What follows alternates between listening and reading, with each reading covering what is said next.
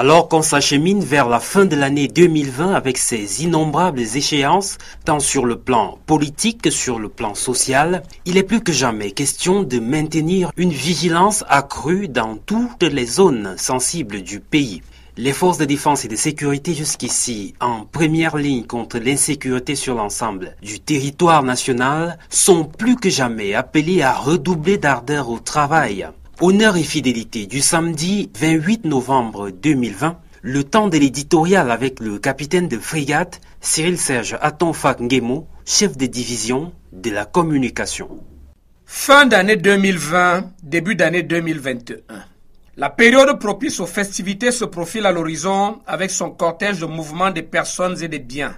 Pour la majorité de nos concitoyens, l'ambiance fleure bon la réjouissance, voire l'insouciance. Une inclination toute naturelle que rien ni personne ne devrait perturber. Et pour qu'il en soit ainsi, les forces de défense et de sécurité sont plus présentes sur le terrain. Du reste, ardemment réclamées par les populations, et pas seulement celles des zones affectées par la violence terroriste, cette présence permanente et renforcée s'illustre par sa rassurante efficacité. Il ne se passe plus de semaines sans qu'il soit signalé ici ou là l'interpellation d'individus suspects, le démantèlement d'un gang de braqueurs ou de trafiquants armés, la découverte ou la saisie de produits illicites. De jour comme de nuit donc, des patrouilles pédestres ou motorisées de gendarmes et policiers sillonnent les artères des agglomérations urbaines et procèdent à des contrôles d'identité. Des points sensibles, judicieusement choisis à cause de leur implantation ou importance sociale sont gardés. Des édifices publics, des centrales électriques, des usines de pompage d'eau, des infrastructures et établissements scolaires font l'objet d'une protection particulièrement vigilante. L'on se souvient d'ailleurs que certains auront été la cible des vandales et autres pyromanes. Le long des axes routiers, de nombreuses opérations de sensibilisation à la sécurité routière sont à pied d'œuvre. L'objectif d'une fin d'année sans accident et sans incident reste et demeure l'effet final recherché. Déjà ambitieux en temps considéré comme ordinaire, cet objectif se complique cette fin d'année avec la présence de la Covid-19 venue se joindre à la délinquance routière ainsi qu'à la menace terroriste.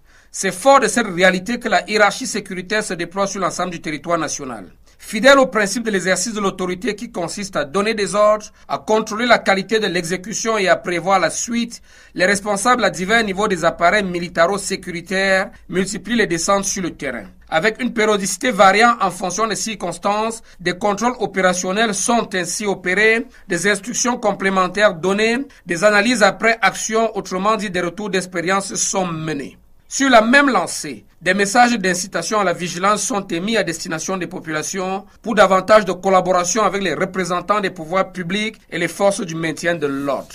Dans l'extrême nord, le nord-ouest et le sud-ouest, 3 circonscriptions administratives considérées comme étant les principaux foyers chrysogènes du moment, le retour à la normale et la circulation intra- et interurbaine qui aura, plus rapidement que tout autre secteur d'activité, retrouvé sa densité d'avant les troubles est un indicateur intéressant du travail acharné de l'ensemble des forces de défense et de sécurité. Bravo! Une réduction substantielle du nombre de barrages et de contrôles sur les axes routiers a par ailleurs été décidée par les autorités administratives, leur maintien s'avérant désormais inopportun, voire tracassier. Preuve d'une bonne maîtrise de la situation. Bravo encore. Aux frontières internationales du Cameroun, la densification du maillage sécuritaire vise avant tout à interdire toute intrusion d'éléments séditieux susceptibles de mettre à profit l'effervescence ambiante pour perpétrer d'éventuels coups de force. La mesure est d'autant plus significative que l'on aura observé une véritable itinérance des fauteurs de troubles professionnels, se rendant d'un point à un autre en mission commando d'incitation au désordre public, d'orchestration d'attaques armées, d'intimidation des personnes réfractaires au désordre et de collecte de fonds présentés comme révolutionnaires. Au moment même où le Cameroun passe à la vitesse supérieure dans la mise en œuvre des mesures de résolution des crises socio-politiques qui le traversent, cette fin d'année 2020 représente un défi d'une ampleur inédite jusqu'alors. Mais un défi qu'il est possible de relever avec un brio certain, sous réserve que chaque citoyen fasse la preuve de son indomptable patriotisme, de son irréfragable résilience. À samedi prochain. The English version of today's editorial presented to you by Major Ewome Medang Mata, head of the Communication Unit of the Communication Division in the Ministry of Defense. End of 2020, beginning of 2021. A period for festivities looming on the horizon with its procession of movements of people and goods. For the majority of our fellow citizens, the atmosphere commands joyful and carefree attitudes, a natural inclination that nothing or no one should disturb. And for that to happen, the defense and security forces are present on the ground. Moreover, enthusiastically demanded by the populations, and not only those in areas affected by terrorist violence, this permanent and reinforced presence is illustrated by its reassuring effectiveness. A week does not go by without incidents being reported here and there, the arrest of suspicious individuals, the dismantling of a gang of armed robbers or traffickers, the discovery or seizure of illicit products. Day and night, therefore, pedestrian or motorized patrols of gendarmes and police crisscross the arteries of urban areas and carry out identification checks. Sensitive points, judiciously chosen because of their location or social importance, are being guarded. Public buildings, power stations, water pumping plants, infrastructure and schools are the subject of particularly vigilant protection. We remember that some were the target of vandals and other fireworks. Along the main roads, many road safety awareness campaigns are underway. The goal of an accident and incident-free end of year is and remains the desired objective.